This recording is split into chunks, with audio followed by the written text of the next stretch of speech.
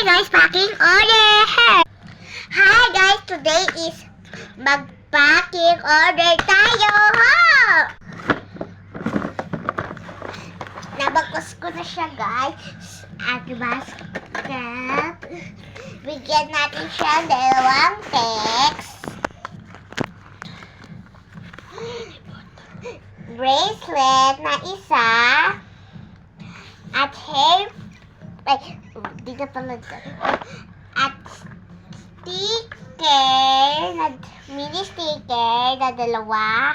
At sticker paper na isa.